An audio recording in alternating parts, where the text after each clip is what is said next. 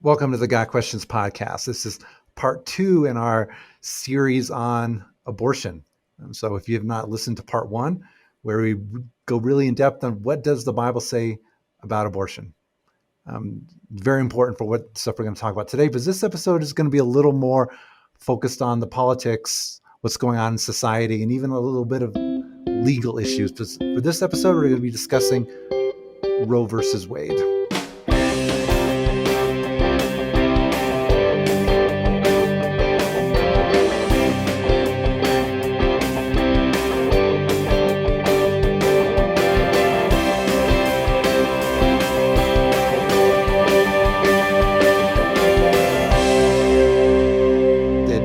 At least at this point, the Supreme Court may be overturning Roe versus Wade. And so we thought it would be helpful for you to understand the history of it, and then just even discussion of what that would mean if it were overturned, because there's a lot of misconceptions. We're already receiving some questions about what do I do? Or is some Christians who are celebrating, is this some tremendous victory as if abortion is suddenly going to be illegal throughout the entire United States? And it doesn't mean any of that. So Kevin, why don't you start us off?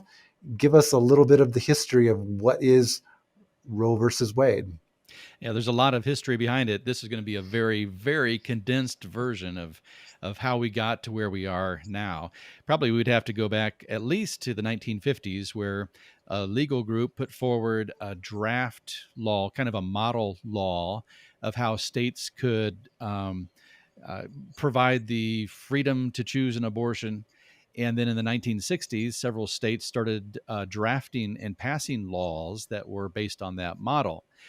Then the Supreme Court got involved in 1973 and issued a ruling on the case of Roe versus Wade, which legalized abortion nationwide.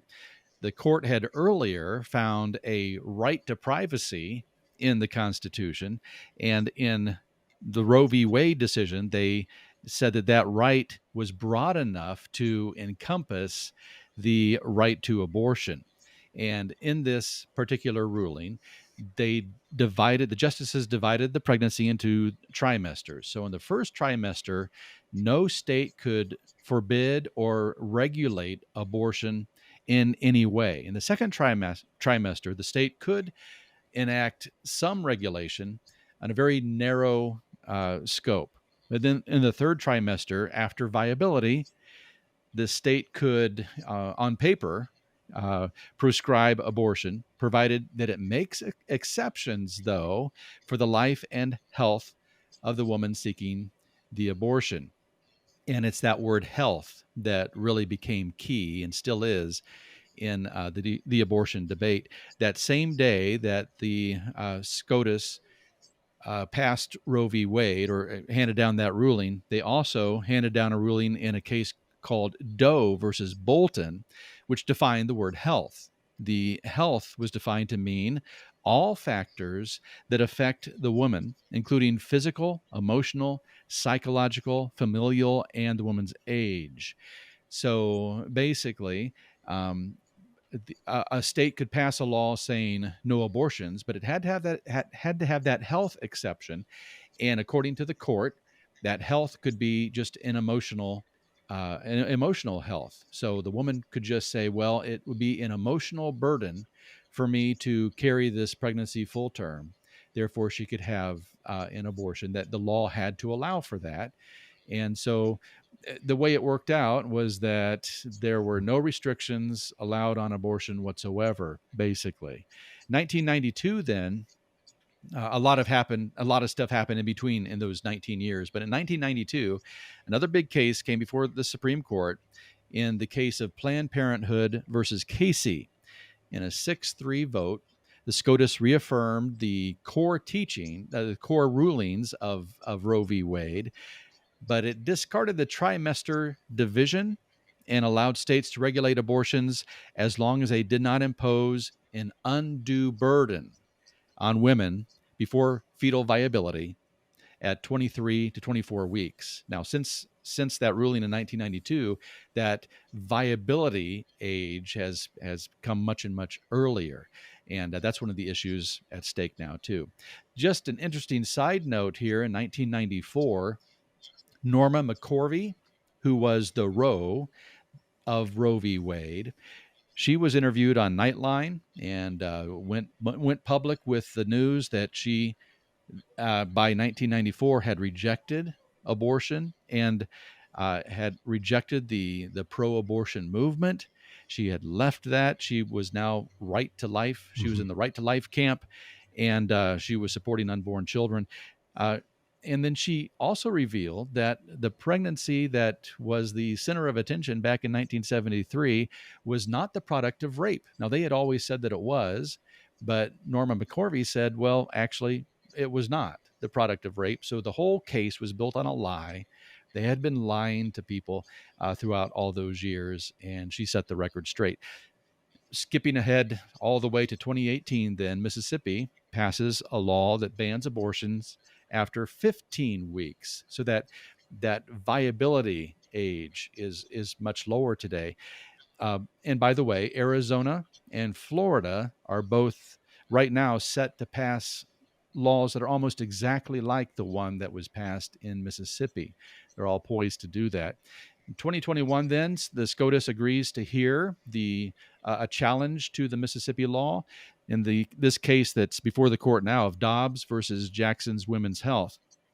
In reviewing Mississippi's law, they're taking a look at the idea that Mississippi has a legitimate state interest in passing that law.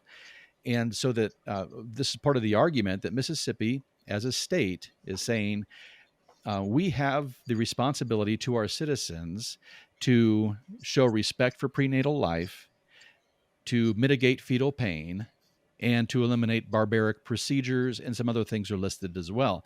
So the state sees those things as beneficial to address in the state of Mississippi. And so that's kind of the crux Mm-hmm. of the argument right now.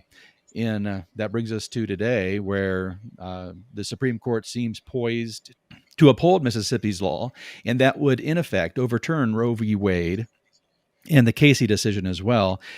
And one of the arguments being used by the Mississippi state is that the people should decide these issues. Not the courts, but the people and their elected officials should make these types of decisions. They also point out that the Constitution is neutral on the area of abortion.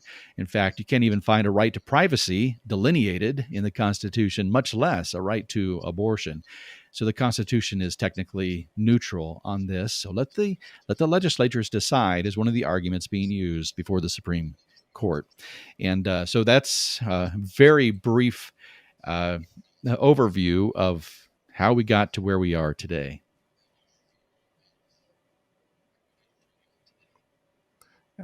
So excellent summary, Kevin. I even was reminded of a few things that I had forgotten about what's gone on in almost the last 50 years with the abortion issue. And just for our listeners who really want to know, because this is maybe the most frequent question we're giving, is what will happen if Roe versus Wade is overturned? And essentially, it'll go back to what it was pre-1973, that each state can have its own laws. What Roe versus Wade did was make abortion legal in all 50 states.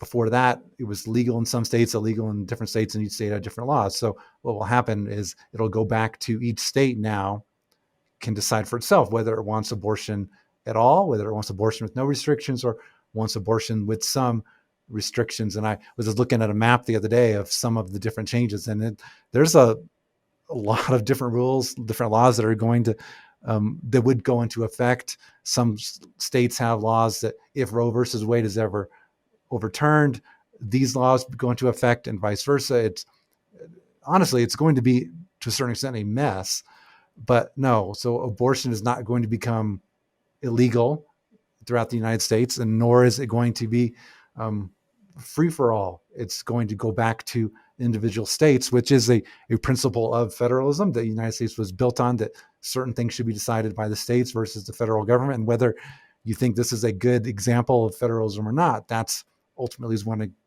going to occur. So just keep that in mind. We're not talking about Roe versus Wade being overturned means abortion is now illegal. The pro-life community needs to stop the, in a sense, the celebration to the extent of, yay, abortion is no longer happening. No, trust me, there are some states who are as soon as, if this were to happen, would pass some of the most liberal, um, open, free abortion laws imaginable. Other states like Mississippi are going to go the other direction. So ultimately, what would happen if Roe versus Wade is overturned? It will result in each state being able to decide for itself whether it wants abortions to occur and what restrictions, if any, to place on abortion. Uh, in fact, California right now, their governor there has just announced here in the past few days plans for California to spend an additional $57 million on abortions for the uninsured and out of state residents that he figures are going to be coming to California to have an abortion performed, fleeing the regulations in their home state. So California is poised to just open the doors and pay for those abortions. So yeah, the overturning of Roe v. Wade is not going to end abortion. Different states will have different rulings on this. One of the reasons that Roe v. Wade's end, if it happens, isn't going to completely remove abortion is because there are broader principles and broader ideas involved than just what's written in one particular legal argument. I have heard, and I am not a legal scholar. I don't pretend to have the level of expertise it takes to really pick apart rulings, but I have seen that there have been persons on both sides of the political aisle, including those who are pro-abortion, pro-choice, who have made the point that the original reasoning of Roe v. Wade was extremely fragile, very, very poor, to the extent that it was almost destined at some point in time to fail. As we've noted, the Constitution doesn't specifically talk about a right to privacy, and privacy was the main gist of what Roe v. Wade was talking about. On top of that, the ruling basically decided to legislate. It invented these three completely separate categories that when there's all these different reasons why the decision itself was sort of doomed eventually to failure. From my perspective, I think we should also recognize that all of these arguments, all of these debates to some extent miss the point. There is a fundamental concept involved. In our prior podcast, we were talking about biblical reasons why we as Christians believe that human beings, at all stages, regardless of their race, their gender, their development, their ability, their age, all have intrinsic value according to God. We brought up the idea that there are secular arguments that go towards that same idea. All of the arguments that go for the pro-life cause are rooted in those ideas, things that are harmonized with human dignity and human rights and human value. Every single argument that favors abortion is, in essence, propaganda. And by that, I mean something that sounds good on the surface, but when you really look into it, it doesn't really make sense. Arguments like pro-choice. We don't apply the concept of choice to a father's ability to beat his children or to molest somebody. We talk about things like laws on women's bodies or my body, my choice. We respect the idea that people have bodily autonomy, but we also recognize that we are not talking about the woman's body. There is a completely separate organism involved in this. We look at the arguments that favor abortion, and all of those arguments, in essence, force us to then accept things that we as a society want to say are wrong, like racial and gender discrimination, ability discrimination, even things like rape, murder, slavery. At some point in time, when you break down society to where you're willing to say that we will decide what kind of a living human being does or does not have personal rights, you absolutely open the door to all these other ideas. So we as Christians need to remember that the most important thing, and to be honest, it's something that even those who are in favor of abortion need to remember, is that this is not a question of legislating something from the top down. It's not really ultimately about any particular Supreme Court decision or any particular law.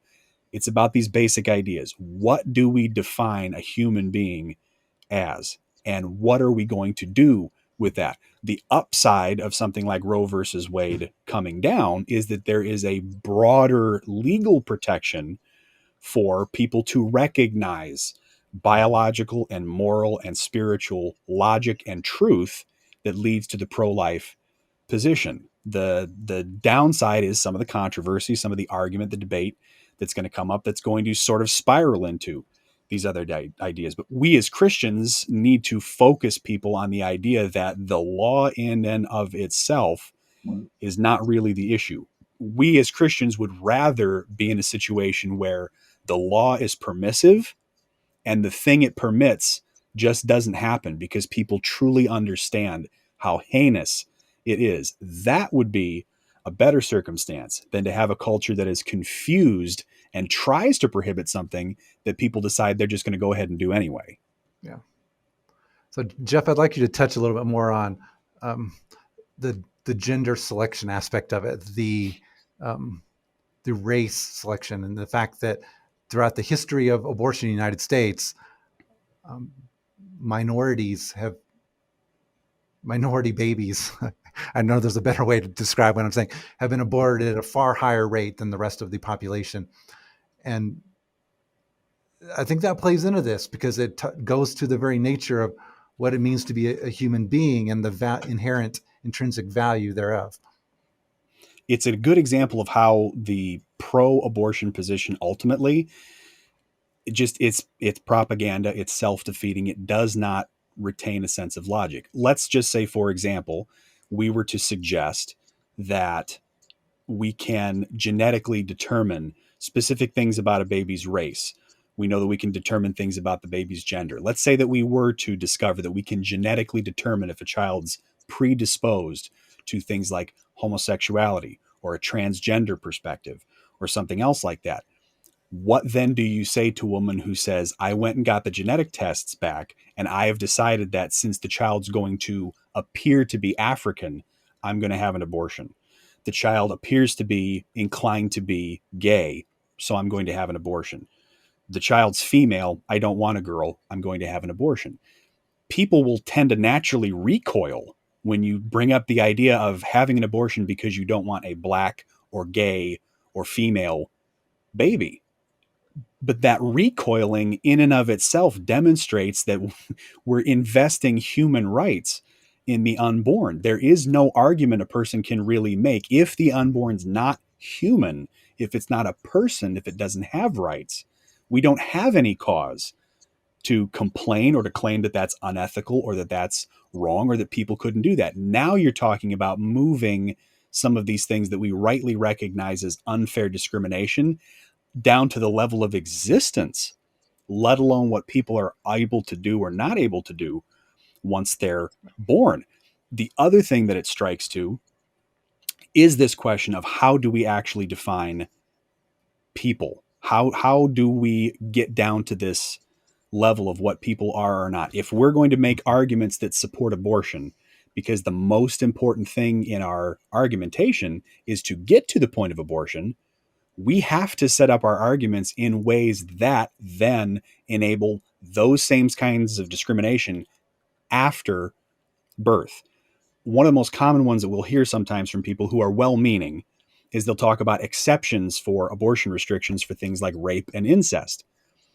Obviously, we understand where people are coming from. Both of those situations are tragic. They're terrible. They're awful. However, the question remains. Remember, it's not really a question of this law or this idea or that idea. What are we talking about killing? Are we trying to say that a person conceived in rape, a person conceived in incest, does not deserve the same rights as everyone else? There are people in the world who have been conceived in those circumstances. They're alive. They exist. We don't look at those persons and say, no, you don't really have rights because of the circumstances of your birth. We have to treat all these things equally. If we're going to argue that the circumstances of somebody's conception determines whether or not they have the right to live, the most basic of all rights, if we're going to argue that people should not be told you don't have rights on the basis of your ability or disability or your race or being part of another race or your gender, we cannot filter that down and create this magical propaganda line where we suddenly say, but now we will, and now we can.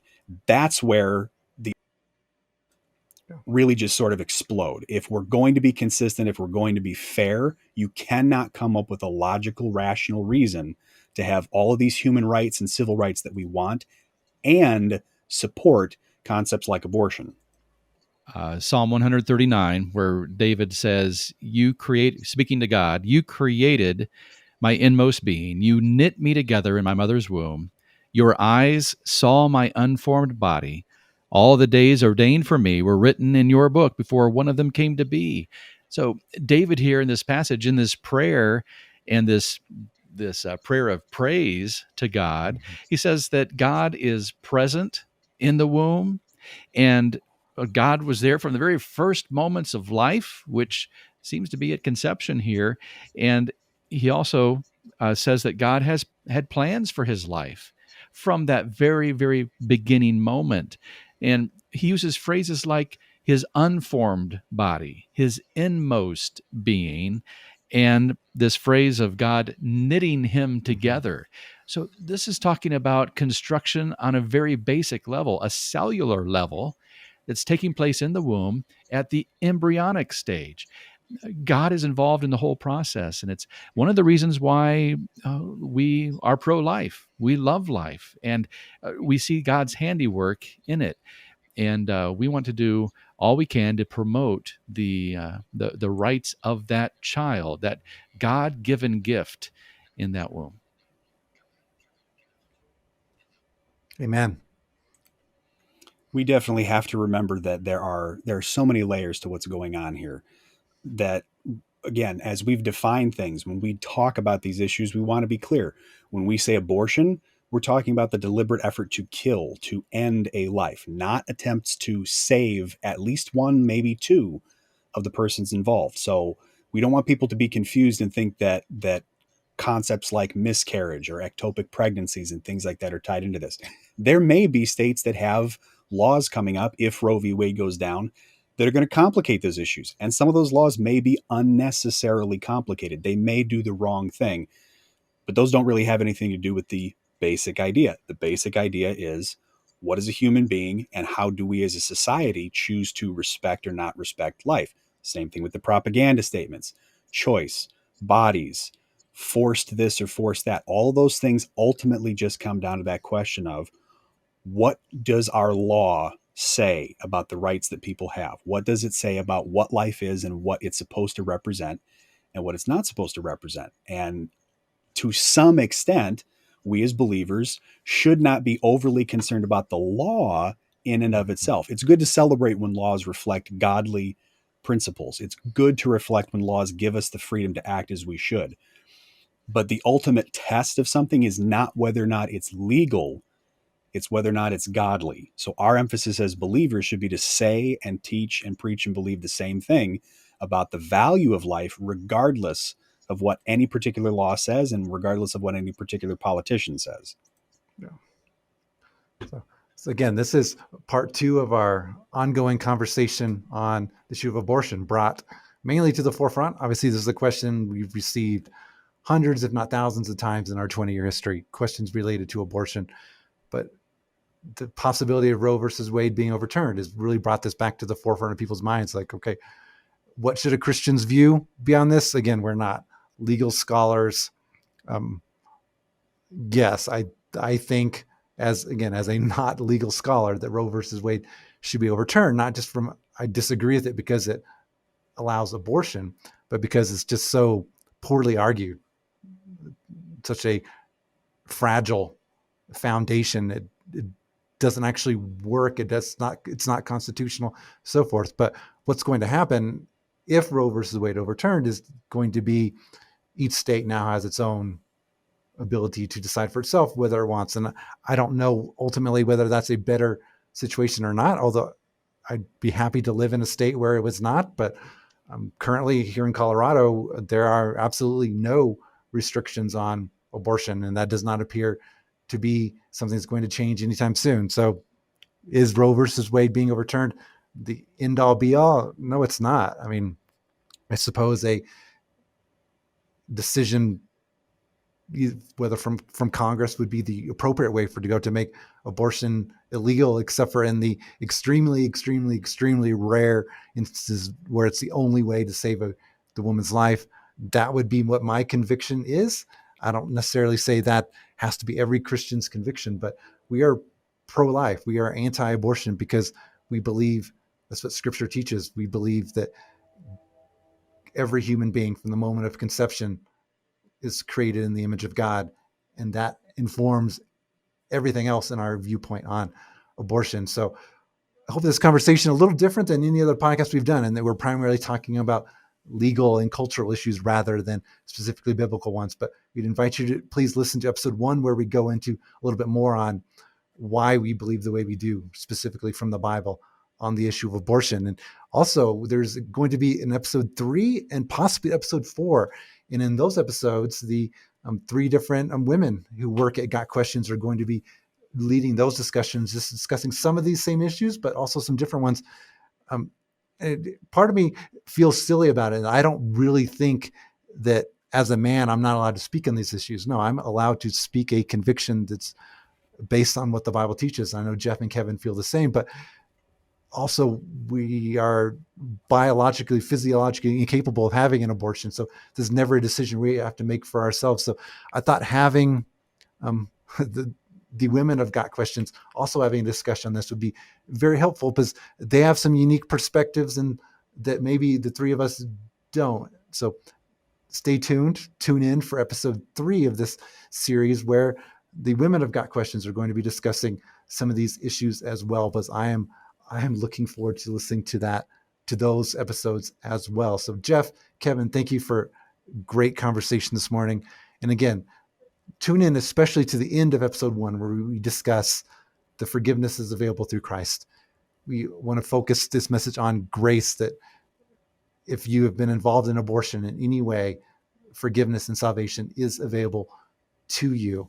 And please come to gotquestions.org, ask any questions you have about this. So we'd be glad to give you a fuller explanation than we've been able to do in this episode. So this has been the Got Questions podcast. Got questions, Bible has answers, and we'll be finding them.